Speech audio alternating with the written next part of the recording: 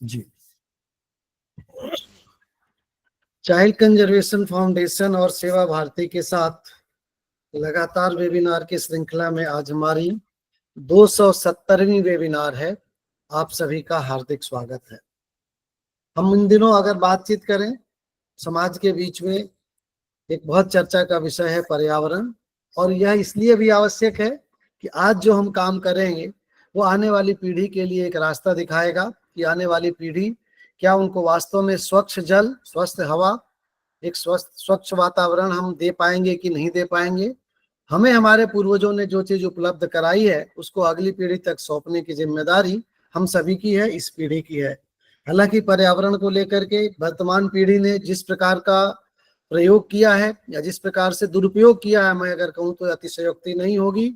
Ozone परत में छेद की बात से लेकर के बहुत सारे शहर ऐसे हैं जहाँ की हवा इतनी दूषित हो गई है कि वहाँ सांस लेने के लिए आने वाले समय में हो सकता है ऑक्सीजन खरीदना पड़े। तो ये कोई बहुत बड़ी बात नहीं होगी। पर्यावरण के संबंध में हम किस प्रकार की जीवन शैली अपना सकते हैं और वो क्या चीजें हैं जिन बातों का ध्यान रख करके हम अपना जीवन पर्यावरण के अनुकूल बना सकते हैं, आने वाली पीढ़ी के लिए एक बेहतर भविष्य का निर्माण कर सकते हैं। इसी विषय पर बातचीत करने के लिए आज हमारे साथ जुड़े हुए हैं श्री दिलीप चक्रवर्ती जी। स्वागत है सर आपका। आप पर्यावरण शिक्षा अधिकारी, नमस्कार सर। पर्यावरण नियोजन एवं समन्वय संगठन, पर्यावरण विभाग, मध्य प्रदेश शासन में है। आप पर्यावरण शिक्षण कार्यक्रम पर लगभग 200 महाविद्यालयों में 10,000 से ऊपर विद्यार्थियों और विद्यालयों के बीच में क्रियान्वयन और समन्वय कर चुके हैं। प्रतिवर्ष, इन दिनों हम सबको पता है हम गणेश जी का उत्सव मना रहे हैं।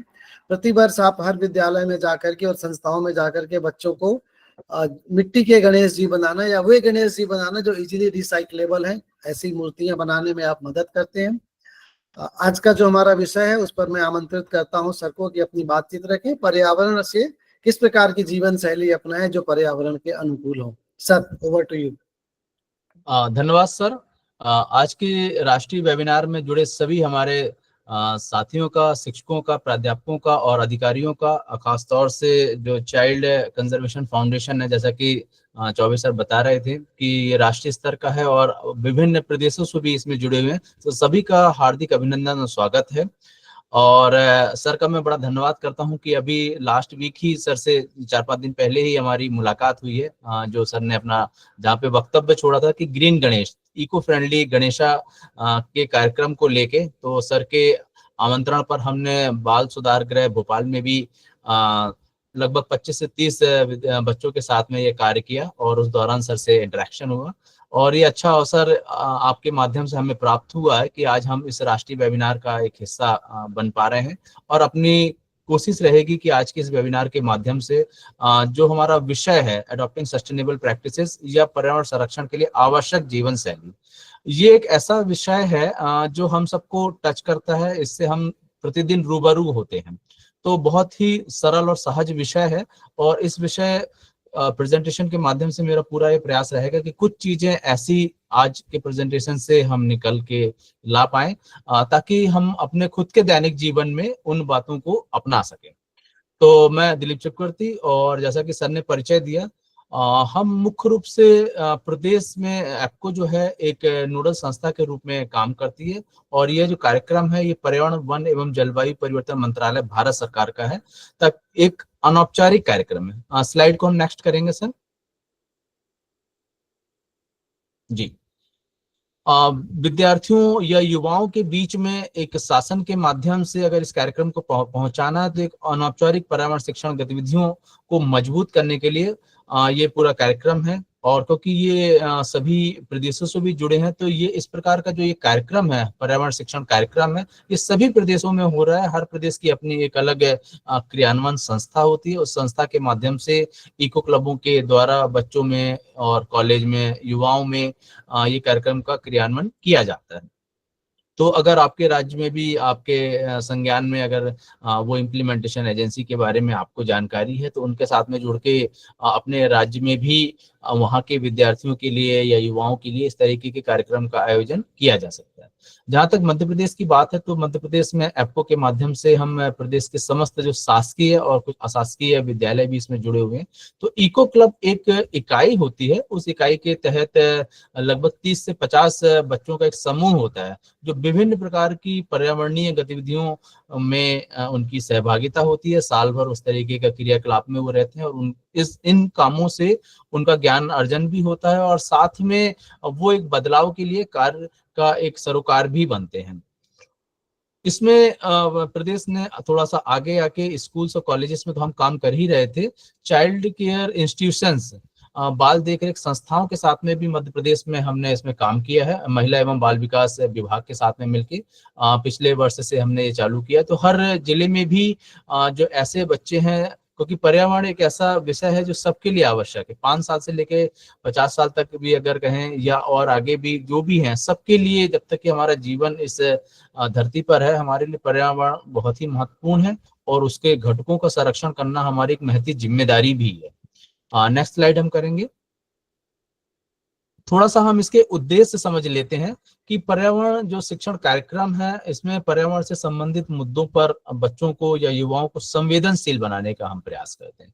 उनको सेंसिटाइज करते हैं कि क्या क्या रिसोर्सेज हैं, चाहे वो वाटर है, एनर्जी है, वेस्ट है या बायोडाइवर्सिटी है, जो भी विषय है, ये जो भी हमारी भौगोलिक समस्याएं हैं पर्यावरण से जुड़ी, अगर हम जलवायु परिवर्तन की हम बात कर रहे हैं या ग्लोबल वार्मिंग है, ये सारी चीजें जो भी है, प्रदूषण है या सिंगल यूज प्लास्टिक आज के समय में बहुत बड़ा एक विकराल समस्या के रूप में हम सबके बीच में उभर रहा है। तो ऐसी जितनी भी समस्याएं हैं उनसे सीधे बच्चों और युवाओं को जोड़ना। दूसरा, पर्याहितैषी जीवन शैली अपनाने के लिए उन्हें प्रेरित करना कि जो इको फ्रेंडली प्रैक्टिसेस हैं या जो आज के हमारे विषय के अनुकूल अगर हम कहें कि जो सतत जीवन शैली है या पर्याहितैषी जीवन शैली है, उसको आप अपने जीवन का हिस्सा कैसे बना सकते हैं। तीसरा और महत्वपूर्ण है कि पर्यावरण संरक्षण हेतु व्यक्तियों और समुदायों को भी मिशन लाइफ की गतिविधियों को जीवन शैली में अपनाने के लिए प्रेरित करना। हम लिमिटेड हैं, संस्थाएं लिमिटेड हैं या पर्यावरण के क्षेत्र में काम करने वाले लिमिटेड हैं, पर जब तक इस समस्या को हम समाज से नहीं जोड़ेंगे, प्रत्येक व्यक्तियों से नहीं जोड़ेंगे या समुदायों से नहीं जोड़ेंगे, तब तक इसका समाधान निकाल पाना बहुत मुश्किल है। और इन्हीं समस्याओं को ध्यान में रखते हुए मिशन लाइफ को लाया गया और उसको प्रारंभ किया गया, जो मैं आपको अगले स्लाइड में इसके बारे में थोड़ा सा और विस्तार से बताऊंगा। नेक्स्ट, इसमें नेक्स्ट स्लाइड मिशन लाइफ के बताने से पहले मैं बता दूं कि हम जो क्या कर रहे हैं या हमारा काम करने का तरीका कैसा है, किस प्रकार से हम समाज में या बच्चों में या युवाओं में, या मैं मोटे तौर पे कहूं कि किस प्रकार से स्कूल्स एंड कॉलेजेस में किस तरह की एक्टिविटीज हैं जिनसे हम उनको जोड़ते हैं। तो पहला है तो कार्यशालाएं।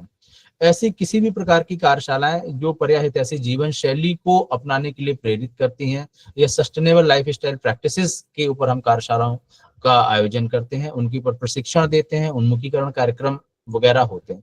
तो ये बच्चों के लिए भी होते हैं, शिक्षकों के लिए भी होते हैं, प्राध्यापकों के लिए भी होते हैं। इसके अलावा विभिन्न प्रकार के कॉम्पिटिशन्स हैं, चाहे चित्रकला है, निबंध, नारा लेखन, क्विज, वाद विवाद, नुक्कड़ नाटक आदि और भी हो सकते हैं, इसमें एड ऑन किए जा सकते हैं। जितने भी हमारे पर्यावरण दिवस होते हैं उन दिवसों पे भी हम विभिन्न प्रकार की प्रतियोगिताओं का आयोजन हम करते हैं। जैसा कि अभी जस्ट हमारे सामने अभी 16 सितंबर को ओजोन दिवस आ रहा है, तो ओजोन दिवस पे हम क्विज कर सकते हैं या चित्रकला प्रतियोगिताओं का आयोजन कर सकते हैं। तो ये एक मोड है, एक माध्यम है कि इस तरह से भी हम लोगों के बीच में पहुंच सकते हैं, बच्चों के बीच में पहुंच सकते हैं। क्योंकि जैसा कि सर ने बताया था कि थोड़ा सा मेरा फोकस ये रहेगा कि हम बच्चों को कैसे इस पूरे कार्यक्रम से जोड़े हैं, क्योंकि वो ही युवा पीढ़ी है और बहुत लंबे समय तक इस जो बिगड़ते पर्यावरण के बीच में वो रह पाएंगे। तो उसमें अगर अभी से वो सचेत रहते हैं तो निश्चित ही इस बिगड़ते पर्यावरण को सुधार करने में उनकी भूमिका महत्वपूर्ण होगी। तीसरा है कैंपेन या अभियान। आप कहीं पर भी किसी भी प्रकार के अभियानों का आयोजन कर सकते हैं, चाहे वह स्वच्छता अभियान हो सकता है या एकल उपयोग प्लास्टिक या सिंगल यूज प्लास्टिक को रोकने के लिए या से no to single use plastic. आपके इर्द गिर्द आसपास नदी, तालाब या कोई भी जल स्रोत है, उनकी साफ सफाई को लेके आप अभियान कर सकते हैं। तो ये एक मोड हो सकता है काम करने का। प्रदूषण के प्रति आप अभियान निकाल सकते हैं, नॉइस पॉल्यूशन को लेके आप अभियान कर सकते हैं। फिर आते हैं कुछ लघु परियोजनाएं या जिसको हम प्रोजेक्ट्स कहते हैं। इसमें वर्मी कंपोस्टिंग है या बेस्ट आउट ऑफ वेस्ट है। जो भी हमारे पास में अनावश्यक की चीजें हैं, और लगभग सभी घरों में और सभी संस्थाओं में बहुत सारी ऐसी अनावश्यक चीजें रहती हैं।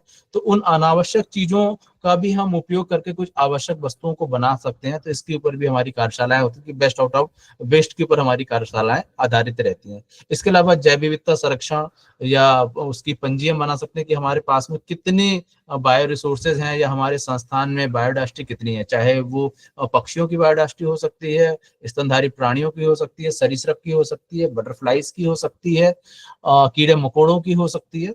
तो ये हमें थोड़ा सा अवगत कराता है कि हमारा संस्थान या हमारा विद्यालय या महाविद्यालय जैव विविधता से कितना संधारित है। तो उसके ऊपर भी आप अपना एक लेखा जोखा बना सकते हैं। रेन वाटर हार्वेस्टिंग की हम बात कर सकते हैं, किचन गार्डन से पोषण की हम बात करते हैं, पोषण सप्ताह भी मनाया जाता है। तो ऐसे संस्थान खासतौर से जहाँ रेसिडेंशियल है वहां पर हम किचन गार्डन की हम बात कर सकते हैं, मेडिसिनल प्लांट की हम बात कर सकते हैं, पोषण वाटिकाओं का हम वहां पर प्रोजेक्ट के रूप में विकसित कर सकते हैं, नक्षत्र वाटिका है। तो ये छोटे कुछ प्रोजेक्ट्स हैं। क्यूआर कोड का भी हमने कुछ विद्यालयों ने काम किया है कि जो भी उनके यहाँ बायोडायवर्सिटी है उनके क्यूआर कोड डेवलप किए हैं, क्योंकि आज की टेक्नोलॉजी में हम सीधे क्यूआर कोड करके भी उस वनस्पति के बारे में जान सकते हैं। तो ये प्रोजेक्ट की श्रृंखला में हम इनको ले सकते हैं।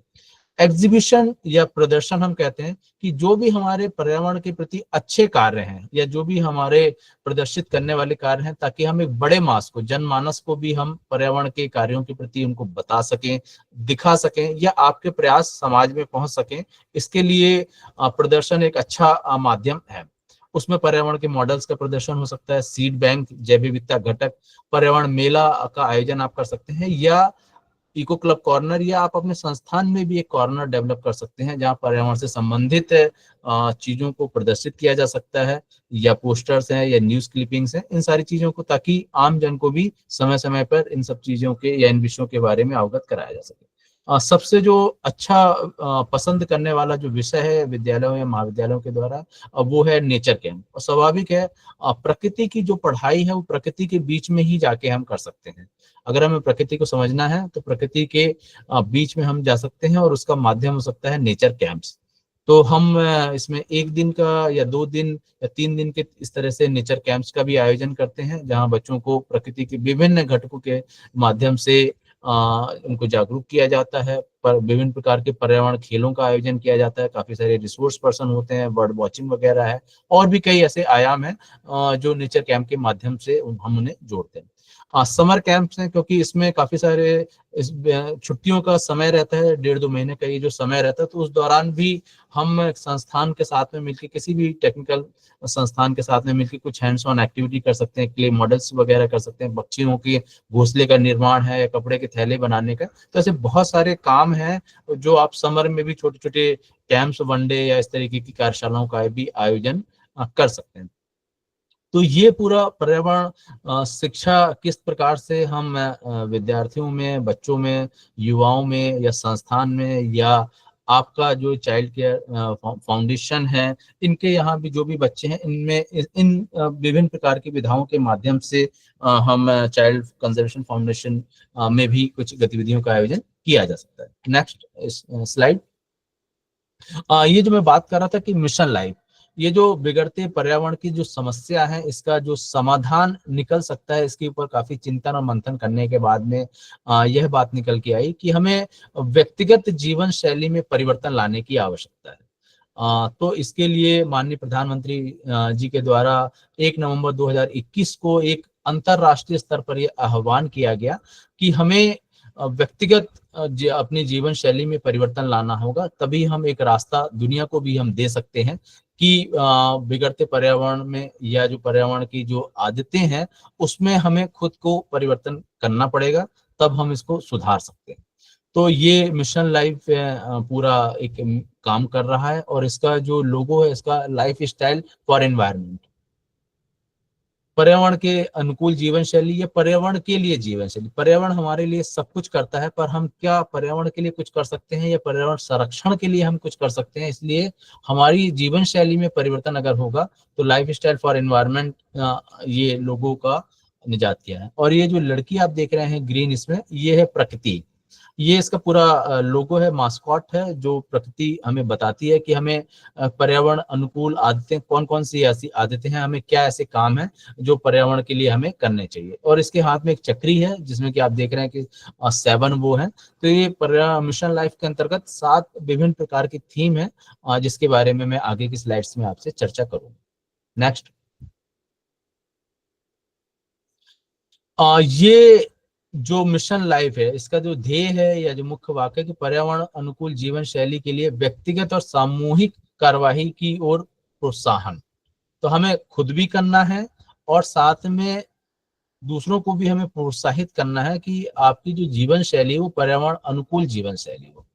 उससे होगा क्या कि मिशन लाइफ पर्यावरण जलवायु के लिए सामूहिक कार्रवाई की दिशा में व्यक्तियों के प्रयासों को जोड़ता है और मिशन लाइफ के 7 विषयों के अंतर्गत 75 प्रमुख कार्यों पर जोर दिया जाता है। तो ये सीधे हाथ पर आप देखेंगे कि 7 अलग अलग थीम्स लिखी हुई हैं और हर थीम के अंदर कुछ एक्शंस होते हैं। तो उन एक्शंस को अगर हम करते हैं तो ही परिवर्तन आ पाएगा। चाहे हम कितना भी अच्छा प्रेजेंटेशन सुन लें, देख लें, क्योंकि आज ज्ञान की कमी नहीं है, हमें सबको सब कुछ पता है। पर परिवर्तन तभी आएगा जब हम उसके ऊपर क्रियान्वयन करना चालू करेंगे या हमारे छोटे छोटे एक्शंस ही उसमें इजाफा लाएंगे। तो हम विषयों की बात कर लेते हैं और मेरे हाथ में भी, अगर वहां से आप देख पा रहे होंगे, तो ये चक्री मेरे हाथ में भी है, जो वहां पर प्रकृति के हाथ में है। मैंने भी अपने हाथ में ये चक्री लेके रखी हुई है। जब मैं स्क्रीन को प्रेजेंटेशन हम स्टॉप करेंगे तो एक बार मैं वापस आपको इस चक्री को दिखाने का प्रयास करूंगा। तो यहाँ पर हम बात कर रहे हैं कि जो हमारे 7 विषय हैं वो है ऊर्जा की बचत। बहुत ही इम्पोर्टेंट है कि ऊर्जा के बारे में हम चर्चा करें और उसके बारे में जानें और समझें और बचत के क्या तरीके हो सकते हैं उसको भी अपनाएं और उनका प्रयास करें। दूसरा विषय है हमारा पानी की बचत। जल है तो जीवन है या जल है तो कल है, हम हमेशा बात करते हैं, पर उसको व्यक्तिगत प्रयास से कैसे कम किया जा सकता है। कई बार ये बात आती है कि हम क्या कर सकते हैं। तो आज की जो हमारी चर्चा है उसमें हम ये नहीं करेंगे कि सरकार क्या कर रहे हैं, संस्थान क्या कर रहे हैं, अंतर्राष्ट्रीय स्तर पर क्या हो रहा है। हम अपने हिस्से की जिम्मेदारी को करने का प्रयास करेंगे और कौन सी चीजें हो सकती हैं, कौन से एक्शंस हो सकते हैं, ताकि हम पानी की बचत के लिए, ऊर्जा की बचत के लिए हमारे व्यक्तिगत प्रयास के बारे में होंगे। तीसरा हमारा विषय एकल उपयोग प्लास्टिक को ना कहें। सिंगल यूज प्लास्टिक, जैसा कि मैं मेरे हाथ में भी दिखा रहा हूँ कि ये सिंगल यूज जो प्लास्टिक है, ये अभी मैं जब स्लाइड्स से बाहर जाऊंगा तो बताऊंगा कि जो सिंगल यूज प्लास्टिक है, ऐसा प्लास्टिक जिसका उपयोग सिर्फ हम एक बार कर सकते हैं, खासतौर से कटलरी में होता है या डिस्पोजल्स की हम जब बात करते हैं तो ये बड़ी मात्रा में सिंगल यूज प्लास्टिक का उपयोग हम करते हैं। तो इनको हमें ना कहना है और इनके स्थान पर दूसरे हमारे जो प्राकृतिक से निर्मित वस्तुएं हैं उनका प्रयोग हमें करना चाहिए। सतत खाद्य प्रणालियों को अपनाना, जो हमारे खान पान है उनमें भी हमें ध्यान रखना पड़ेगा कि किस प्रकार से जो फूड सिस्टम है, ये सस्टेनेबल फूड सिस्टम है, उनको भी हमें अपनाने की आवश्यकता है। अपने खान पान में भी कहीं ना कहीं हमें परिवर्तन लाने की आवश्यकता है। ठोस अपशिष्ट को कम करना या सॉलिड वेस्ट कम ही लाना। हम सब जानते हैं कि कचरा, या हम भारत के हम बात करें तो लगभग 300-350 से 400 ग्राम का जो कचरा है वो प्रतिदिन हर व्यक्ति के द्वारा उत्सर्जित किया जा रहा है। चाहे वो सूखा कचरा हो सकता है या गीला कचरा हो सकता है, या हमारे घरों से निकलने वाला बायोडिग्रेडेबल और नॉन बायोडिग्रेडेबल कचरे की हम बात करते हैं। तो जैविक घटक या अजैविक घटक, इस प्रकार का जो भी कचरा है उसमें भी हमें कहीं ना कहीं कमी लानी पड़ेगी, और कौन से तरीके हैं वो मैं आगे आपसे चर्चा करूंगा।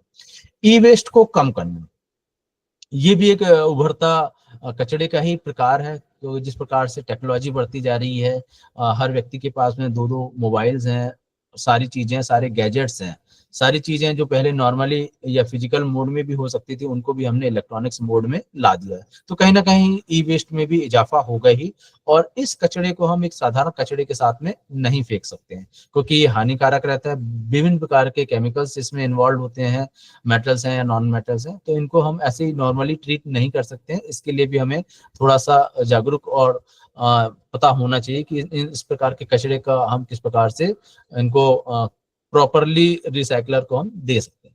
और अंतिम विषय है स्वस्थ जीवन शैली को अपनाना। और सबसे पहले स्वास्थ्य ही है और फिर पर्यावरण है। अगर हम स्वस्थ रहेंगे तो हमारा आसपास का पर्यावरण भी स्वस्थ रहेगा, या पर्यावरण को स्वस्थ बनाने के लिए हम कारगर साबित हो सकते हैं। Next slide. ये जो मैं 75 एक्शंस की बात कर रहा था, तो ये एक समाहित एक ही स्लाइड में मैंने पूरे 75 एक्शंस, 75 ना भी होंगे तो कुछ कम भी होंगे, पर हमने जो सिलेक्टेड एक्शंस हैं इसमें हर विषय को आप देख पा रहे होंगे, और उनके एक एक दो दो हम मैंने नीचे उनके फोटोज लगाए हुए हैं। आपके अभिवादन के लिए धन्यवाद। बीच बीच में आपका अभिवादन मुझे दिख रहा है, मिल रहा है।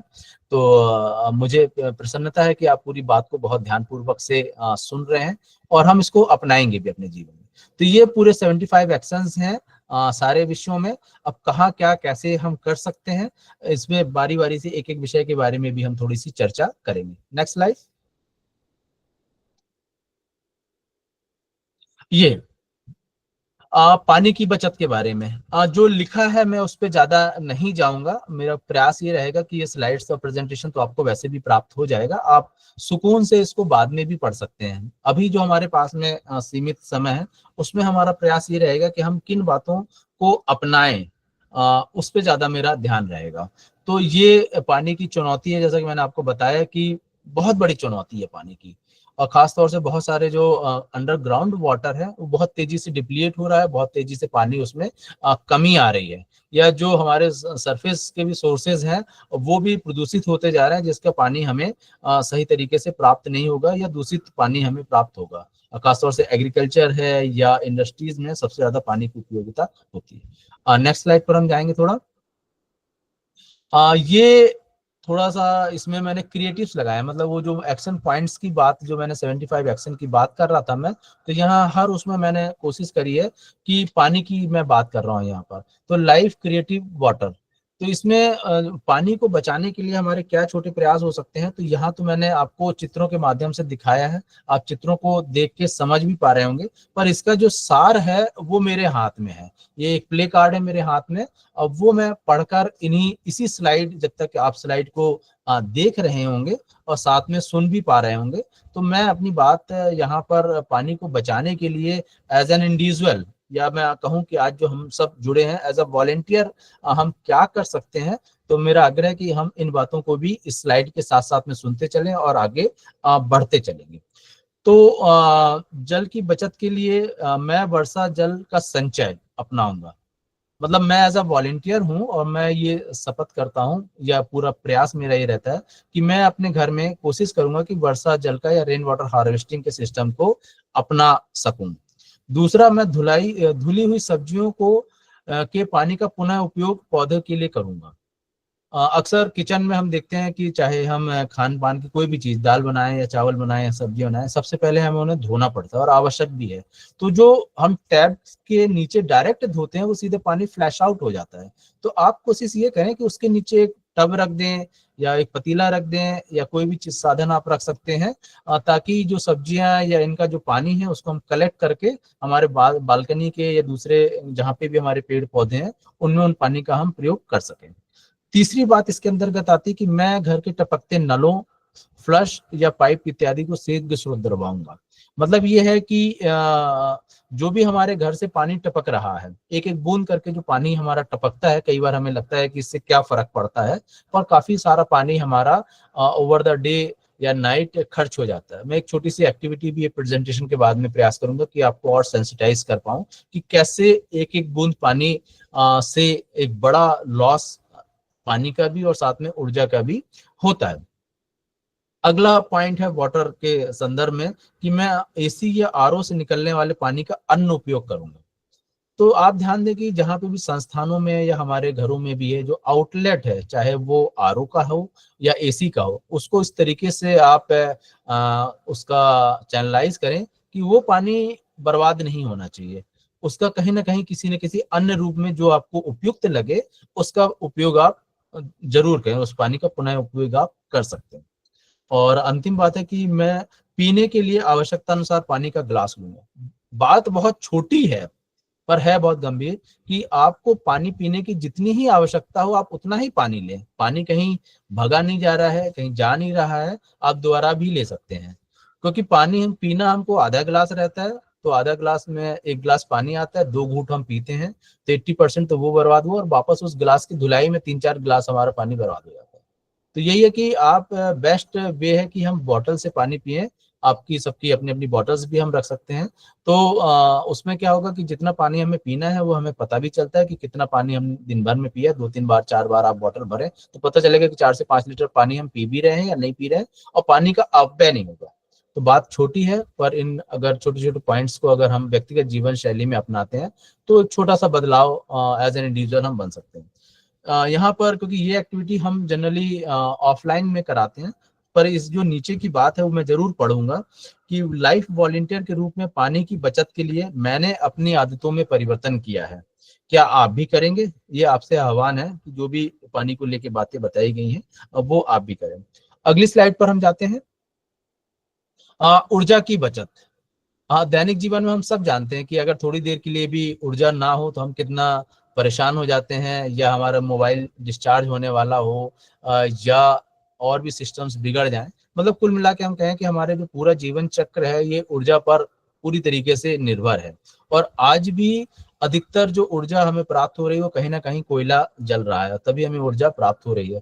हम सब जानते हैं कि ये कोयला अगर जल रहा है तो ग्रीन हाउस गैसों का उत्सर्जन भी वातावरण में हो रहा है। तो कहीं ना कहीं कार्बन जो फुटप्रिंट है उसको हमारे व्यक्तिगत गतिविधियां बढ़ाती हैं।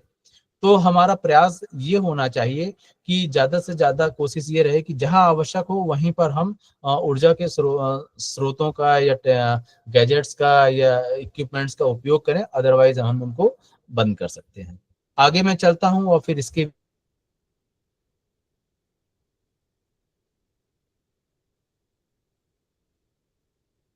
प्लीज। ये है क्रिएटिव्स है। आप बातों को सुनते रहें और साथ में आप देखते रहें। जो भी चित्र आपको दिखाए गए हैं वो मैं साथ में पढ़ भी रहा हूँ ताकि थोड़ा सा और इफेक्टिव हम हो पाए। तो ऊर्जा की बचत के लिए हम क्या कर सकते हैं? तो मैं सदैव एलईडी बल्ब या ट्यूबलाइट का प्रयोग करूंगा। तो हम कोशिश करें कि एलईडी जो बल्ब हैं वो फोकस्ड रहते हैं, उसी जगह पे उसकी पूरी ऊर्जा आती है जहां पे हमें आवश्यक होता है, या ट्यूबलाइट्स जो एलईडी वाली हैं उनका हम प्रयोग करेंगे। दूसरा, सौर ऊर्जा उपकरणों का उपयोग करेंगे। कोशिश करें, खासतौर से बच्चे हैं या हम कहीं से बच्चों को इस तरीके के सोलर लैंप्स उपलब्ध करा पाए। हम भी कोशिश करते हैं कि जब भी किसी कार्यक्रम को पुरस्कार में देने की बात आती है तो हम बच्चों को टेबल लैंप या सोलर लैंप या सोलर टॉर्च वो हम देते हैं ताकि उनका उपयोग वो कर सके और उनको चार्ज भी कर सके। तो हमारी भी कोशिश यही होनी चाहिए कि सौर ऊर्जा के उपकरणों का हम अधिक से अधिक उपयोग करें।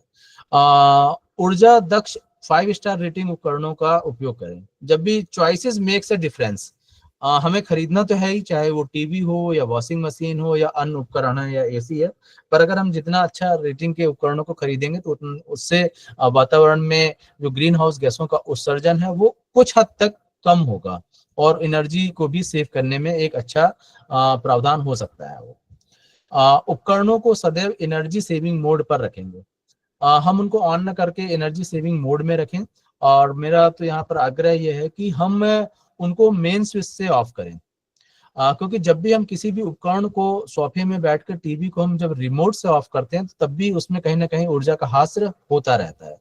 तो हमेशा कोशिश हमारी ये होनी चाहिए कि जब भी हमने उस उपकरण का उपयोग कर लिया है उसको मेन स्विच से आप ऑफ करें, नहीं तो ऊर्जा जारी रहेगी और कहीं ना कहीं बहुत छोटी ही मात्रा में सही पर ऊर्जा का हास्य होता रहता है।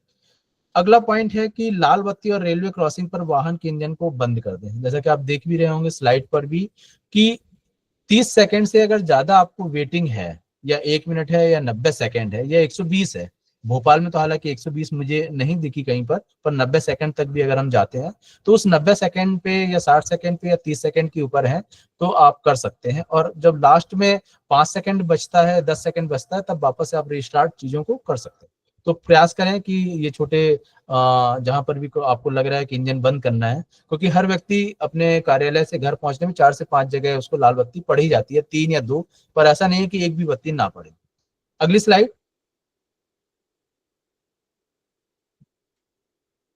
जैसा कि मैंने वेस्ट की बात करी, हल्का सा इसका मैंने मुखड़ा अपने वक्तव्य में पहले ही बताया कि किस प्रकार से कचरा हमारे घरों से निकल रहा है या संस्थानों से या सभी जगहों से। कोई ऐसी चीज नहीं है जिसका उपयोग करने के बाद में उसको हम फेंकते नहीं है, पर कचरे जैसी कोई चीज होती नहीं है। हम थोड़ा सा भी सेंसिटाइज होंगे, पुनः चिंतन हम करेंगे तो कोई भी ऐसी चीज नहीं है जिसको 100% कचरे का रूप हम दे सकें। तो आप उसको रिथिंक करें और हम पाएंगे कि उस कचरे में से भी काफी सारी चीजों को हम वापस से रीयूज कर सकते हैं, रिड्यूस कर सकते हैं या रिसाइकिल कर सकते हैं। तो आज मैं थोड़ा सा ये भी बताऊंगा कि जो हम R3 का जो कॉन्सेप्ट है हमारा, सिर्फ उस अवधारणा को हम सुने नहीं या उसको पोस्टर मेकिंग कंपटीशन में उपयोग न करें, उसको हमें अपनाना है, उस अवधारणा को हमें अपनाना है कि किस प्रकार से हम चीजों को रिड्यूस करेंगे, रीयूज करेंगे या रिसाइकिल करेंगे। अगली स्लाइड पर हम चलते हैं और उसके देखते हैं कि क्या क्रिएटिव्स हैं और क्या एक्शन पॉइंट्स हैं। 4 पोस्टर्स आपके सामने दिख रहे हैं, आप उसको देख पा रहे हैं। अब मैं यहाँ पर इसको पढ़ने का भी प्रयास करता हूँ। घर के गीले व सूखे कचरे को अलग अलग डस्टबिन में एकत्रित करें। 2 बिन सिस्टम काफी समय से लागू है, पर हम भी उसका प्रयोग करें, अपने खुद के लिए हम अपनाएं कि 2 बिन सिस्टम हो। उससे फायदा ये होता है कि बहुत सारी अनावश्यक चीजें जिसको हम एक ही डस्टबिन में मिला के फेंक देते हैं और वापस उसको सेग्रीगेट करना पड़ता है नगर निगम को या किसी भी तरीके से, उसमें काफी सारा व्यय, समय और ऊर्जा और धन लगता है। तो ये प्रयास हम अपने व्यक्तिगत स्तर पे भी कर सकते हैं। घर से उत्पन्न गीले कचरे या बची हुई खाद्य सामग्री को जैविक खाद बनाने का रूप में भी उपयोग कर सकते हैं। तो आप देख रहे हैं पोस्टर में कि जो भी कंपोस्ट है, खासतौर से बचे हुए खाने से भी हम कंपोस्ट बना सकते हैं। अगर कंपोस्ट नहीं बना सकते हैं तो फिर इन सारी चीजों को हम पशुओं को दे सकते हैं व्यवस्थित तरीके से। सिर्फ यहाँ पर हमारी मंशा अच्छी होती है कि हम पशुओं को बचा हुआ खाना दें, सिर्फ पॉलीथीन में ना दें, क्योंकि वहीं पर हमारी थोड़ी सी मिस्टेक हो जाती है कि हम जो बचा हुआ खाना है उसको पॉलीथीन में लेते हैं और पशुओं को देते हैं। वो अनभिज्ञ रहते हैं और उस लालच में वो उस तरीके से उस पॉलीथीन को खोल के नहीं खा पाएंगे, तो वो पॉलीथीन उनके शरीर के अंदर प्रवेश कर जाती है। और ये बात बताने की आवश्यकता नहीं है, काफी सारे ऐसे फोटोज हमने देखे हैं जहाँ पशुओं के शरीर से 15 किलो 20 किलो तक भी पॉलीथीन पाई जा रही है। आज ये पॉलीथीन कचरे की पॉलीथीन की जो समस्या है, ना सिर्फ पशुओं में, पक्षियों में, और जो माइक्रो प्लास्टिक की अगर हम बात कर रहे हैं तो वो हमारे अंदर भी हो रहा है, और हर इंसान के अंदर भी माइक्रो प्लास्टिक कहीं ना कहीं अपना स्थान धीमे धीमे बनाता जा रहा है। अगला पॉइंट ये है कि कार्यालय में कागज का दोनों तरफ से उपयोग करें। तो ये भी बहुत छोटी बात है पर आवश्यक है। जो भी आप प्रिंटआउट्स निकाल रहे हैं, आवश्यक है तो प्रिंटआउट्स निकाल सकते हैं, उनको एक तरफ रख लें। अब बीच बीच में पुराने जितने भी डॉक्यूमेंट्स हैं उनको भी हम देखते रहे कि क्या हम उनको पुनः फिर से उस पर प्रिंट कर सकते हैं, रीप्रिंट किया जा सकता है आवश्यकता अनुसार। तो यहाँ पर भी हम देख सकते हैं, खासतौर से वर्कशॉप्स वगैरह या बड़े कार्यक्रमों में जब हम वन साइडेड प्रिंट लेते हैं तो बहुत सारे कागज का नुकसान होता है। कागज का नुकसान मतलब पेड़ों का नुकसान और वातावरण का नुकसान या पर्यावरण संरक्षण में एक धब्बा लगने की हम बात करते हैं। पुराने कपड़े या पुस्तकें आदि को सामग्री को जरूरतमंदों को भी हम दान कर सकते हैं। बहुत सारे ऐसे बुक हाउसेज हैं या स्कूल्स में भी कलेक्शन पॉइंट रहते हैं जहाँ पे इस वर्ष से बच्चों से किताबें कलेक्ट करके अगले वर्ष बच्चों को दी जा सकती हैं। तो ये बहुत छोटे प्रयास हैं, हम भी कोशिश कर सकते हैं हमारे पास में जो भी अत्यधिक में है, चाहे वो कपड़े हैं या किताबें हैं या अन्य चीजें हैं, वो जिनको आवश्यकता है उनको हम दान कर सकते हैं। पुराने उपकरण या फर्नीचर इत्यादि को भी हम रिपेयर कर सकते हैं। तो ये आर में एक और शब्द है कि हमको रिपेयर करना चाहिए। कई बार बहुत छोटा सा रहता है रिपेयर, या टीवी या दूसरी चीजों में भी उसका 10% भी नहीं लगता है रिपेयर में, पर वो हम 90% को भी मिला के पूरी 100% चीजों को हम डिस्कार्ड कर देते हैं, उनको हम फेंक देते हैं और दोबारा हम लेते हैं। तो इस प्रकार से कचरा जनरेट होता है। हम थोड़ा सा भी उसको फेंकने के पहले सोचें कि क्या इसको हम रिपेयर कर सकते हैं, खासतौर से पुराने फर्नीचर या कुछ, क्योंकि उनसे हमारी भावनाएं जुड़ी होती हैं। खासतौर से अब की जो जनरेशन है वो यूज एंड थ्रो में विश्वास रखती है, पर हम या हमारे पहले की जो जनरेशन है वो पूरी तरीके से उसका एक इमोशनल टच रहता है और उनको पूरा प्रयास रहता है कि इसको हम वापस से रिफर्निश कर लें या उसको हम रिपेयर कर लें। तो लाइफ वॉलंटियर के रूप में घरेलू अपशिष्ट में कमी लाने के लिए मैंने अपनी आदतों में परिवर्तन किया है, क्या आप भी करेंगे? अगली स्लाइड। यहाँ एकल उपयोग प्लास्टिक के बारे में हम सब जानते हैं कि सिंगल यूज प्लास्टिक को 1 जुलाई 2022 से प्रतिबंधित किया गया है, और इसमें मुख्य रूप से जो चीजें आती हैं जैसे कांटा, चम्मच या चाकू, स्ट्रॉ या जो सिगरेट के पैक या हमारे पैकिंग मटेरियल होते हैं, या हम सिप लेने के लिए स्ट्रॉ यूज करते हैं, ऐसी बहुत सारी चीजें हैं जिनको कैटेगराइज किया गया है और जो सिंगल यूज प्लास्टिक के अंतर्गत आते हैं, उनको शासन की तरफ से बंद किया गया। पर फिर भी हम अपने दैनिक जीवन में देख रहे हैं कि बहुत ज्यादा इसमें कमी नहीं आई है। जो शासन के प्रयास हैं वो अपनी जगह हैं, पर हम व्यक्तिगत स्तर पे भी अपने प्रयास भी हमारे जारी रहने चाहिए, और हम खुद सिंगल यूज प्लास्टिक को ना कहें, या बहुत ही ऐसी कंडीशन बन जाती है जब आपको उपयोग करना पड़ता है तो उससे बचें। तो अगर हम 90% भी अगर हमने उनका उपयोग नहीं किया तो कम से कम 10% कर रहे हैं, तो धीमे धीमे उसमें भी हमारी कमी आएगी। अगली स्लाइड पर हम चलते हैं और इसके हम कुछ एक्शन पॉइंट्स के बारे में चर्चा आपसे करते हैं कि प्लास्टिक की थैलियों के स्थान पर कपड़े या जूट के थैले का प्रयोग करेंगे। ये किया जा सकता है, इसमें कहीं कोई समय नहीं लग रहा है या कहीं कोई ऐसी कोई बहुत बड़ी राशि नहीं लग रही है। तो जब भी हम कभी घर से बाहर निकलें तो एक ऐसा स्थान बना लें जहाँ पे हमारे कपड़े के थैले रहेंगे, उनको ही लेके हम बाहर जाएं। पॉलीथीन बैग या पैकेजिंग सामग्री इत्यादि का हम पुनः उपयोग करें। जो मैं 10% की बात कर रहा था कि कुछ ऐसे पैकेजिंग चीजें आपके पास में है पुरानी पॉलीथीन से 100 माइक्रोन से ज्यादा है। अब मैं ये नहीं कहूंगा कि बारिश के दिनों में आप अपने डॉक्यूमेंट्स को कागज में लपेट के जाएं और वो खराब हो जाए, तो ऐसी जगहों पर तो हमें आवश्यक होती है।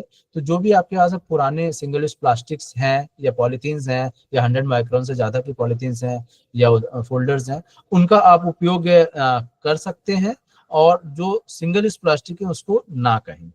पारिवारिक समूह में सिंगल यूज प्लास्टिक का उपयोग ना करें, खासतौर से संस्थानों में जहाँ पर चाय है या पानी है या अन्य चीजें, बर्तन बैंक भी अब चालू हो गए हैं कई जगहों पर, तो ऐसा किया जा सकता है। वन टाइम इन्वेस्टमेंट है, पर पर्यावरण के लिए वो वन टाइम इन्वेस्टमेंट आपका बहुत कारगर सिद्ध हो सकता है। जहां भी संभव हो अपने खुद की पानी की बोतल लेके जाएं, ये बहुत ही इंपॉर्टेंट है और हमारी प्रैक्टिस का एक महत्वपूर्ण हिस्सा होना चाहिए। पानी की बोतल और कपड़े का थैला, ये दो चीजें तो हमें मतलब आत्मसात ही कर लेनी चाहिए कि जहां भी हम जाएंगे या हमारे पास ये दो चीज तो रहेंगी ही। इसको मैंने एक तरीके से बीबीसी में बोलता हूँ कि bring your own bottle, cloth and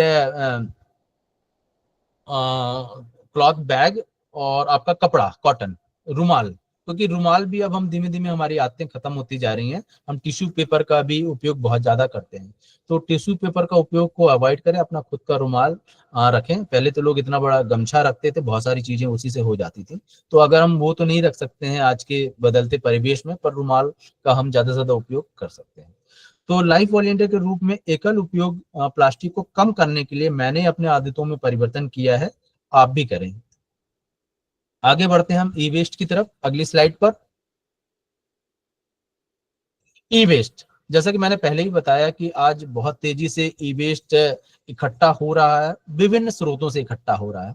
मैं हर एक स्रोत के बारे में ना जाते हुए आप स्लाइड पर देख रहे होंगे कि पेन ड्राइव है या हार्ड डिस्क है, ऐसे तमाम चीजें हैं, ईयरबड्स हैं, बहुत सारी चीजें आ गई, दिन प्रतिदिन इसमें इजाफा ही हो रहा है। तो हम देखें कि क्या हमारे पारंपरिक तरीके हो सकते हैं और कहाँ पर हम इनमें कमी ला सकते हैं, और अगली स्लाइड में हम देखते हैं कि इनके क्या एक्शन पॉइंट्स हैं। नेक्स्ट, ये आप कुछ 4-5 क्रिएटिव्स देख रहे होंगे और देख के भी हम समझ पा रहे होंगे, और मैं इन्हीं पॉइंट्स को यहाँ पर पढ़कर आपको बताने का प्रयास करता हूँ कि खराब इलेक्ट्रॉनिक उपकरणों को सुधरवा कर पुनः उपयोग करें।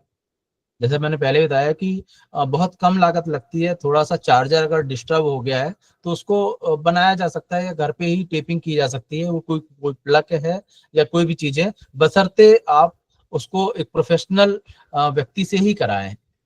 जो इलेक्ट्रीशियंस हैं उससे ही कराएं, आप खुद ना करें, इसमें जोखिम हो सकता है।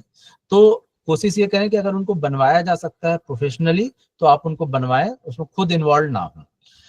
अनुपयोगी इलेक्ट्रॉनिक उपकरणों को अधिकृत रिसाइकलर को दें, मतलब जो प्रोफेशनल हैं या जिनको ऑथराइज्ड किया गया है, जैसे पॉल्यूशन कंट्रोल बोर्ड या उनसे संबंध रखने वाले जो भी रिसाइकलर्स हैं, जो आपके इलेक्ट्रॉनिक वेस्ट को प्रॉपरली डिकम्पोज कर सकते हैं, उनका आप उन्हीं को आप दें। आप इकट्ठा करते रहें, हर दिन तो उनको नहीं दिया जा सकता है, तो काफी कुछ अगर आपके पास में electronic waste as a institutional इकट्ठा हो गया तो उनको कॉल करके उनको दिया जा सकता है।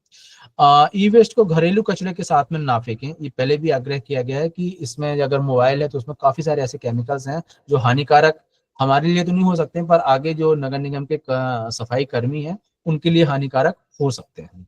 रिचार्जेबल लिथियम सेल का उपयोग हम कर सकते हैं, बार बार जो हमारे घड़ी में लगने वाले सेल या और अन्य जगहों पर हमें टॉर्च में उपयोग करने वाले सेल हैं, तो वन टाइम एक बार इसमें हम ले सकते हैं रिचार्जेबल वाला, और उसमें सेल को रिचार्ज करके विभिन्न उपकरणों में उनका उपयोग किया जा सकता है। पेन ड्राइव या हार्ड ड्राइव की जगह हम क्लाउड स्टोरेज भी कर सकते हैं। जैसे छोटी छोटी चीजों के लिए, छोटे मोटे डाटा को रखने के लिए हम अलग अलग प्रकार के पेन ड्राइव या हार्ड डिस्क रखते हैं। तो इसको 15 GB तक का, जैसा कि गूगल पे भी रहता है, तो काफी कुछ ऐसा डाटा जो बहुत सेंसिटिव ना हो, तो उसको आप क्लाउड पे भी स्टोर कर सकते हैं। तो इस प्रकार से ई वेस्ट को कम करने के लिए मैंने अपनी आदतों में परिवर्तन किया और आपसे भी आग्रह है। अगला हम बढ़ते हैं सस्टेनेबल फूड सिस्टम। अगली स्लाइड। सतत खाद्य प्रणालियों को अपनाना। ये खान पान की जो आदतें हैं, इसमें मुख्य बात यही है कि जो मोटा अनाज, लास्ट ईयर भी हमने मिलेट्स का जो ईयर मनाया था, जैसे बाजरा है, ज्वार है, रागी है, कोदो है, या अन्य स्थानीय उपलब्ध सब्जियां हैं, उनका सेवन करें। अगर हमारे प्रदेश में भी संतरे शाजापुर में या कहीं पर हो रहे हैं तैयार, और एक काफी दूर से आ रहे हैं, तो हमें कोशिश करनी चाहिए कि जो भी हमारे आसपास इर्द गिर्द उगाया गया है, उसका हम उपयोग करें। इसका फायदा ये होता है कि कहीं ना कहीं आप जो कार्बन फुटप्रिंट है उसको कम करने में आप सहायक है, क्योंकि अगर बहुत दूर से चीजें आ रही हैं तो वो आपके ट्रांसपोर्टेशन भी है, और उससे गैसेस का उत्सर्जन होकर वातावरण में ग्लोबल वार्मिंग का वो फैक्टर बनता है। और साथ में जो स्थानीय चीजें रहेंगी वो ज्यादा पोषक तत्व से भरपूर भी रहेंगी। तो ऐसी चीजों को आप सुनिश्चित करें कि जो आपको लोकली अवेलेबल है उनके द्वारा तैयार किया जा रहा है। इनके हम कुछ एक्शन पॉइंट्स देख लेते हैं। Next slide. थोड़ा सा बैक जाएंगे जी, ये वाली। इनके कुछ पॉइंट्स हैं जो आप स्लाइड पर देख पा रहे होंगे, मैं उन्हीं को पढ़ने का प्रयास करता हूं। कि मैं थाली में लिए गए भोजन को पूर्णतः ग्रहण करूंगा। बहुत इंपॉर्टेंट बात है, छोटी पर कहना पड़ रहा है, ऐसा होना तो नहीं चाहिए। जो अभी की जनरेशन है, हम भी देखते हैं, अपने खुद के घरों में देखते हैं या कहीं हम जाते हैं तो काफी सारा खाना हम थालियों में छोड़ते हैं। तो ये सबसे पहली आदत तो हमें यही अपने अंदर परिवर्तन करना पड़ेगा कि हम थाली में उतना ही लेंगे जितना हमें खाना है। दोबारा हम ले लें, आवश्यकता अनुसार दोबारा हम ले सकते हैं, कहीं कोई मनाही नहीं है। चाहे हम किसी समारोह में जा रहे हैं या अपने खुद के दैनिक जीवन में, घर के खाद्यान्न में, हम अपनी थाली को पूरी तरीके से फिनिश्ड करेंगे। अनटिल अनलेस कोई ऐसी बात आ गई या आपको बिल्कुल ही पसंद नहीं है, तो अगर ऐसी कोई चीज है तो आप उसको पहले कम लें, कम लेके देखें, अगर आपको ठीक लग रही तो ही ज्यादा लें, अदरवाइज उतना आप समाप्त करें। एक चम्मच भी लेके आप उसका टेस्ट कर सकते हैं। होटल, रेस्तोरां, शादी समारोह में भोजन को व्यर्थ ना करें। बहुत बड़ा इशू है ये। हम देखते हैं तो वहां पे इंस्ट्रक्ट किया जा सकता है, या जो मुख्य चीजें हैं उनको अलग से लगाया जा सकता है। जैसे दाल है, चावल है, रोटी, सब्जी, ये 4 ऐसी आइटम्स हैं जो ज्यादा आवश्यक होते हैं, तो इनके अलग काउंटर्स भी हम कर सकते हैं, ताकि लोग बाग भीड़ में अपनी थालियों को ज्यादा भरते हैं। उनको लगता है कि शायद भीड़ के कारण दोबारा हमें मिल पाएगा या नहीं मिल पाएगा, तो हम कोशिश करें कि मेजर जो चीजें उनका एक अलग स्टॉल भी लगा सकते हैं, प्रयास किया जा सकता है, ताकि भीड़ को भी नियंत्रित किया जा सके और खाने को, बर्बादी को भी रोका जा सके। घर की रसोई से निकलने वाले बचे हुए खाने को पशुओं को दें, मैंने पहले आपसे चर्चा करी हुई है। स्थानीय रूप में उपलब्ध मौसमी खाद्य पदार्थों को प्राथमिकता दें। जैसे मैंने संतरा की बात करी आपसे, कि जो स्थानीय तौर पर अगर तैयार हो रहा है, या बेर है, और भी चीजें हैं जो आपको लगता है कि लोकली अवेलेबल है, उनको हम प्राथमिकता दें। प्राकृतिक या जैविक उत्पादों का उपयोग करें। अगर पॉसिबल हो सके तो जो ऑर्गेनिक प्रोडक्ट्स हैं, कई जगह मिलते हैं, थोड़े से महंगे जरूर होते हैं, पर अगर हम अफोर्ड कर सकते हैं तो ऑर्गेनिक फूड को भी हम अपना सकते हैं। तो लाइफ वॉलंटियर के रूप में सतत खाद्य प्रणाली को अपनाने के लिए मैंने अपनी आदतों में परिवर्तन किया है और आपसे भी आग्रह है। मिशन लाइफ की अंतिम थीम पे हम चलते हैं, जो कि हमारी स्वस्थ जीवन शैली को अपनाना। तो नेक्स्ट स्लाइड प्लीज। स्वस्थ जीवन शैली को अपनाना, जैसा कि आप स्लाइड पर ही देख रहे हैं, 4-5 टॉपिक्स हैं। मोबाइल में पढ़ने की बजाय हम किताबों को पढ़ें, न्यूज़पेपर को पढ़ें, योगा अपने जीवन शैली में अपनाएं, बच्चों के साथ प्रकृति के बीच में थोड़ा सा समय दें, वृक्षारोपण करें या साइकिलिंग करें। इन्हीं से हटकर अगर कुछ विषय है तो मैं इसमें भी पढ़ना चाहूंगा, जो मेरे हाथ में प्ले कार्ड है, कि सुबह जल्दी उठकर भ्रमण पर जाएं। ये बहुत अच्छी आदत है, और जैसा कि हम बचपन में पढ़ते भी थे कि early to bed early to rise makes a man healthy wealthy and wise, पर अब हम इसको भूल गए हैं। तो वापस से हमें ये लाइंस याद रखने की जरूरत है कि हम जल्दी उठकर अपने भ्रमण पर जाएं। योगा अभ्यास व अन्य व्यायाम को जीवन शैली में अपनाएं। कोविड के टाइम पर हमने इसके महत्व को समझ ही लिया है कि हमारी खुद की स्वास्थ्य और जीवन शैली अगर अच्छी है, योग है, और भी चीजें अगर हमने शामिल की हैं, तो निश्चित ही वो आपको एक प्रतिरोधक का कार्य करते हैं। जन्मदिन, विवाह या वर्षगांठ के अवसर पर वृक्षारोपण करें। इसको भी हम अपने संस्थानों में करा सकते हैं। जिनके भी बर्थडे है उनके जन्म दिवस पर वहां पर पौधारोपण हम कर सकते हैं। आवासीय क्षेत्र या विद्यालय या कार्यालय परिसर में हरित क्षेत्र को बढ़ाने का प्रयास करें। जहां भी आपको लग रहा है कि आपके पास में स्पेसेस हैं, उन स्पेस का बेहतर उपयोग करते हुए वहां पौधारोपण को किया जा सकता है। जहां भी संभव हो साइकिल का उपयोग करें या पैदल जा सकते हैं। तो लाइफ वॉलंटियर के रूप में स्वस्थ जीवन शैली को अपनाने के लिए मैंने अपनी आदतों में परिवर्तन किया है और आप भी करें। तो इस प्रकार से ये पूरे 7 जो विषय थे वो मैंने आपको यहाँ पर दिखा के और उनके बारे में बताने का भी प्रयास किया है कि ऐसी कौन सी आदतें हैं जो हमारा विषय भी है आज का, कि आवश्यक जीवन शैली में अपनाने के लिए क्या परिवर्तन हम कर सकते हैं। अगली स्लाइड प्लीज। ये मैंने बता चुका है, हम आगे बढ़ते हैं। तो ये मुझे लगता है कि अंतिम स्लाइड है कि पर्यावरण संरक्षण हर व्यक्ति के प्रयास से जुड़ा है और हर कोई हम कर सकते हैं। प्राचीन भारतीय साहित्य पर्यावरण के प्रबंधन, संरक्षण और सुरक्षा के संदर्भों में भी हमने बहुत कुछ पढ़ा हुआ है।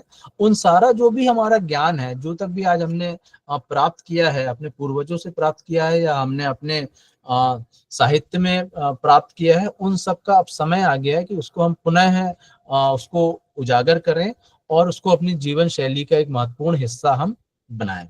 Next slide please. ये अंतिम स्लाइड थी और इसमें एक पेड़ माँ के नाम की मैंने ये लगा के रखा हुआ है। एक बहुत ही बड़ा अभियान राष्ट्रीय स्तर पे चला। इसका पहला फेज लास्ट ईयर 5 जून को प्रारंभ किया गया था 2024 में, और इसकी सफलता को देखते हुए इस वर्ष भी बड़े तादाद पर एक पेड़ माँ के नाम, चाहे विद्यालय हो, महाविद्यालय हो या संस्थान हो या व्यक्तिगत सामूहिक प्रयास जनमानस के द्वारा भी बड़ी संख्या में हमने एक पेड़ माँ के नाम अंतर्गत पौधारोपण किया है। तो ये बहुत जरूरी है और ये एक स्टेप है for both our mother and, खुद की माँ के लिए और धरती माँ के लिए। तो यहाँ पर मैं अपनी प्रेजेंटेशन को मैं यहाँ पर स्टॉप कर रहा हूँ और मैं सीधे आपसे जुड़ना चाहता हूँ। तो यहाँ पर प्रेजेंटेशन स्टॉप करें हम। जी धन्यवाद। धन्यवाद सर, बहुत बहुत धन्यवाद। अभी थोड़ा सा समय है, 10 मिनट और 5-7 मिनट का समय है। 5-7 मिनट में अपनी बात को वाइंड अप करता हूँ। थोड़ा सा पानी भी मैं इसी दौरान पी लेता हूँ।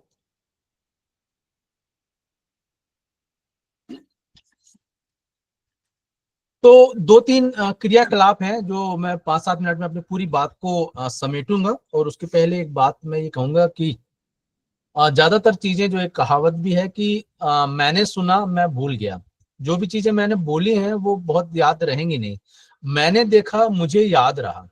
जो भी स्लाइड्स मैंने आपको दिखाई हैं, कुछ क्रिएटिव से दिखाए हैं, कुछ बातें दिखा के प्रयास किया, वो कुछ हद तक आपको याद रह सकते हैं। मैंने किया, मैं सीख गया। अब मैं 1-2 क्रियाकलाप भी आपके साथ में करूंगा ताकि हो सकता है कि हम उसको सीख पाए। तो मैंने सुना मैं भूल गया, मैंने देखा मुझे याद रहा, मैंने किया मैं सीख गया। तो मैंने बात करी थी कि हम इसको सिंगल यूज प्लास्टिक को कैसे कम करें।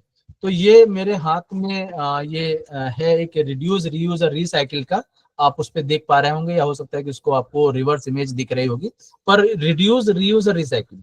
तो सबसे पहले ये जो मेरे हाथ में कपड़े का थैला है, इसको अगर हम अपनी प्रैक्टिस में शामिल करेंगे तो पहला स्टेप हमारा जो रिड्यूस का, वो हमने सिंगल यूज प्लास्टिक को रिड्यूस कर दिया। खासतौर से सब्जियों को या अन्य किराने के सामान को लेने के लिए जो हम प्लास्टिक का उपयोग करते हैं उसको रिड्यूस करना है। जैसा कि व्हाट्सएप पे मैसेज आता है कि ये जो कपड़े का थैला है ये मैंने फोल्ड किया और ये 300 ग्राम से कम है और ये बिल्कुल मेरे जेब में आ जाएगा। तो ऐसे थैलों को हम विकसित करें और अपने जीवन शैली में अपनाएं। तो ये पहला रिड्यूस हो गया। दूसरा है रीयूज। आपके पास में जो चीजें हैं, ये बॉटल है, लगभग 1.5 से 2 साल के ऊपर हो गया मुझे इसको उपयोग करते हुए, और एक ये प्लास्टिक की बॉटल है मेरे हाथ में। तो इसको आपको अगर रिड्यूस करना है तो इसको कम करना पड़ेगा और इसको बढ़ाना पड़ेगा। तो इसको रिड्यूस में भी हम देख सकते हैं या रीयूज में भी देख सकते हैं कि पुनः कोई नई बॉटल लेने के बजाय, नया सामान लेने के बजाय हम इसको रीयूज करेंगे, बार बार रीयूज कर सकते हैं आप इसको। या आपके पास में जो भी पेन है उसको रिफिल कर सकते हैं, वापस उनको रीयूज कर सकते हैं, या पुरानी डायरियाज उनको आप रीयूज कर सकते हैं। तो यहाँ पर दूसरा आर हम इसको आत्मसात करते हैं। और तीसरा है हमारा रिसाइकिल। जो भी पॉलिथीन्स हैं उसको अगर हम प्रॉपरली देंगे तो वो रिसाइकिल हो पाएंगी। और मैं यहाँ पे थोड़ा सा बताना चाहूंगा कि ये जो मेरे हाथ में पैड है, ये कागज जो है ये रिसाइकिल पेपर से बनाया गया है। एप्को में एक डिमॉन्स्ट्रेशन यूनिट है जहाँ पर जो अन्य विभाग भी यहाँ पर उन सबका हम कचरा कागज को इकट्ठा करते हैं और पेपर को हम रिसाइकिल करते हैं। तो हमारे यहाँ वेस्ट पेपर रिसाइकलिंग यूनिट है जिसके माध्यम से हम पुनः कागज को हम बनाते हैं।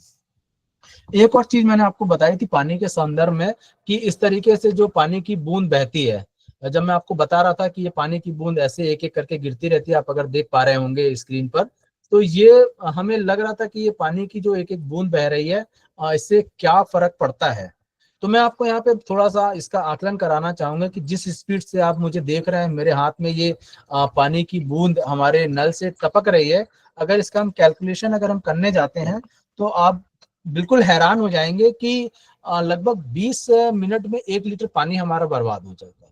और अगर हम 1 घंटे की अगर हम बात करते हैं तो 3 लीटर पानी हमारा बर्बाद हो जाता है। अगर इस कैलकुलेशन के हिसाब से मेरे हाथ में है, इस कैलकुलेशन को हम आगे बढ़ाते हैं तो ये कैलकुलेशन एक हफ्ता में 504 लीटर होता है। एज पर कैलकुलेशन 504, पर अगर मोटा मोटा भी कहें तो लगभग 500 लीटर पानी हमारा एक नल से बूंद बूंद करके जो बह रहा था बर्बाद हो सकता है।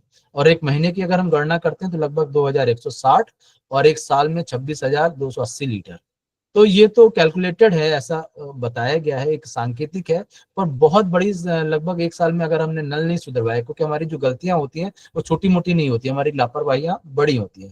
तो इस प्रकार से एक एक बूंद से भी काफी कुछ बड़ी हद तक पानी की बर्बादी होती है। तो हमें उस एक एक बूंद पर भी हमारा प्रयास होना चाहिए कि हम उसको कंजर्व कर सकें।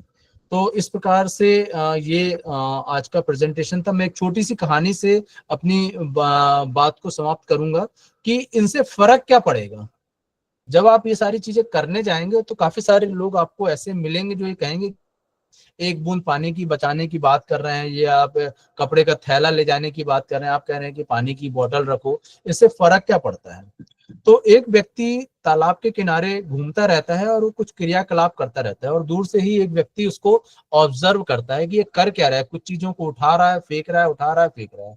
उसकी जिज्ञासा रहती है कि वो उसके पास में जाए और देखे कि ये हो क्या रहा है। तो वो देखता है कि वो आदमी जो लहरों से मछलियां आ जाती हैं और उसको उठा उठा के वापस वो समुद्र में फेंकता रहता है। तो वो कहता है कि ये तुम जो एक एक करके मछली फेंक रहे हो, इससे क्या परिवर्तन आ जाएगा, ऐसे तो बहुत बड़ा समुद्र तट है और इस तरह से तुम दिन भर यही करते रहोगे तो क्या फर्क पड़ेगा। तो तभी लहर आती है और एक मछली तट पर तड़पती रहती है, छटपटाती रहती है, वो उसी मछली को उठाता है और उसको वापस समुद्र में फेंकता है और कहता है फर्क किसको पड़ा। तो आपके जो छोटे प्रयास हैं उससे फर्क पड़ेगा। बहुत सारे लोग कहेंगे कि पर्यावरण से संरक्षण की क्या आवश्यकता है, क्या फर्क पड़ रहा है। तो आपके जो प्रयास हैं वो निश्चित ही पर्यावरण संरक्षण के लिए महत्वपूर्ण हो सकते हैं, और उसमें परिवर्तन आएगा, धीमे धीमे ही आएगा। हम आप जैसे लोग मिलके अगर छोटा छोटा हमारा प्रयास रहेगा तो उन चीजों में, उन जो हमने मिशन लाइफ की 7 थीमें बताई हैं, उनमें कहीं ना कहीं परिवर्तन आएगा।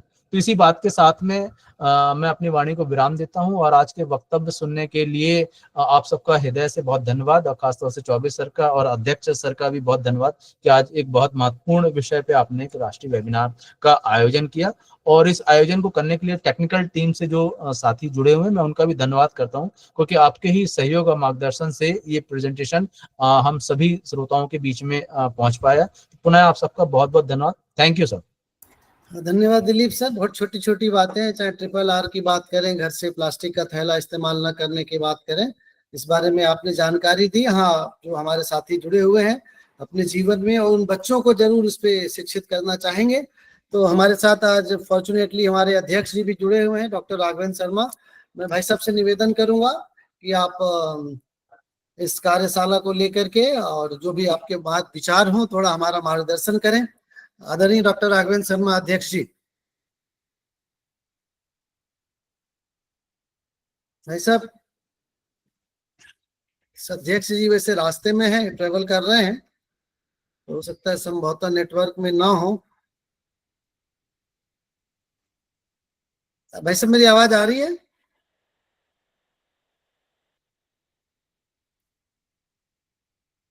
चलिए, तब तक हम प्रश्न ले लेते हैं, और जब तक भाई साहब से संपर्क हो पाएगा तो। लक्ष्मण जी ने हैंड रेज किया, लक्ष्मण जी अपना प्रश्न रखें। नमस्ते दिलीप दिलीप जी। जी एक्चुअली नमस्कार। नमस्ते नमस्ते, बहुत अच्छा तरीके से आप समझाया। ये बच्चों को from the very beginning how we can make them understand yes sir. By the by the practical class demonstration and also the awareness program. How they Laxman can sir, Laxman sir, भाई साहब जुड़ गए हैं, अध्यक्ष जी का हम Yes. सुन लेते हैं, फिर आपके प्रश्न की Yeah. तरफ चलते हैं। जी Okay. भाई साहब, राघवेंद्र जी भाई साहब। जी बहुत बहुत धन्यवाद डॉक्टर कृपाशंकर जी, और बहुत बहुत धन्यवाद आदरणीय चक्रवर्ती जी को, जिन्होंने इतने महत्वपूर्ण विषय पर इतने सरल शब्दों में हम सबको बताया है। मुझे लगता है वो सारे विषय इस तरह से आया है कि मैं क्या कर सकता हूँ। सामान्यतः लोगों को लगता है बड़ी बड़ी चर्चाएं होती हैं, बड़ी बड़ी बातें होती हैं, बड़े बड़े सेमिनार होते हैं, ऐसा होना चाहिए, यह होना चाहिए, यहाँ से बात निकल जाती है।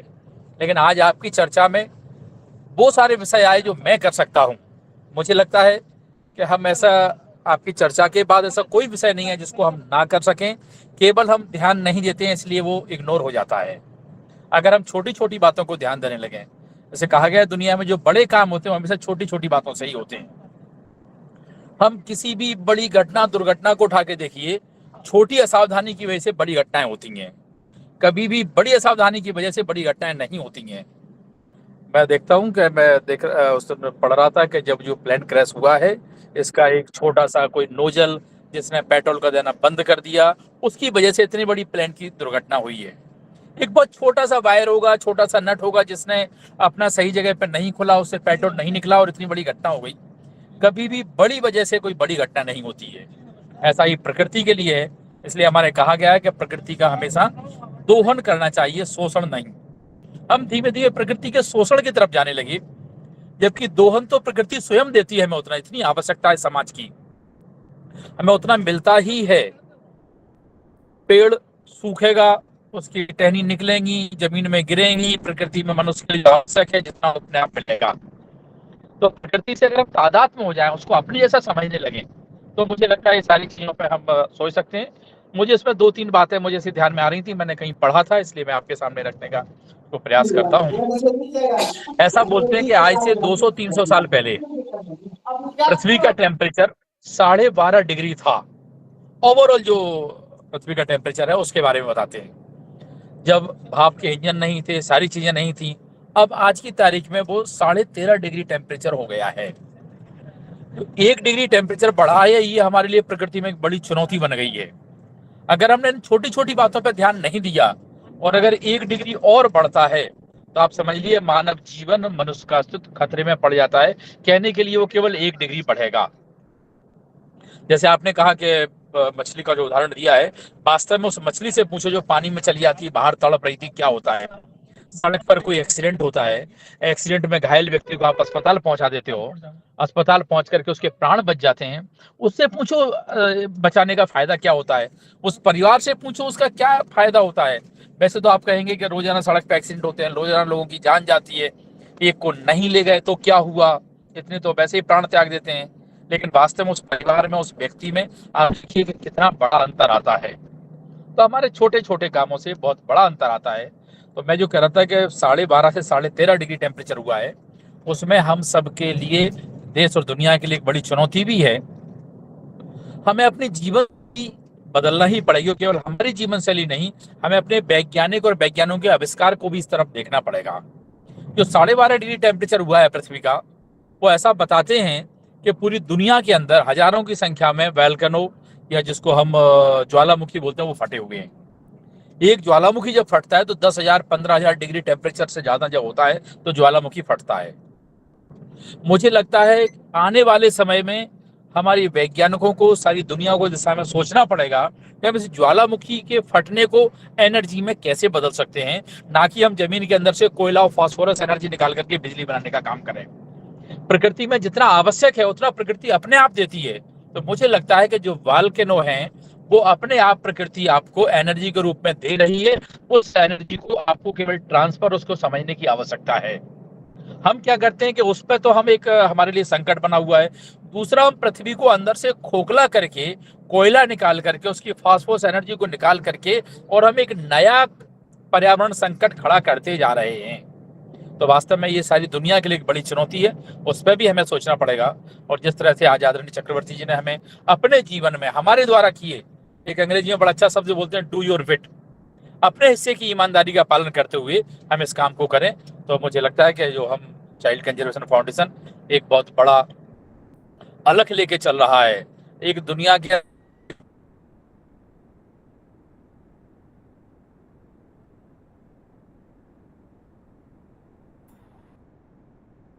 जीने के तरीके सिखाते हैं। आज उस कड़ी में आदरणीय चक्रवर्ती जी ने एक बहुत अपना महत्वपूर्ण वक्तव्य दिया है। मैं उनको, आदरणीय कृपाशंकर जी को और अपनी पूरी सीसीएफ की टीम को बहुत बहुत बधाई और धन्यवाद देता हूं।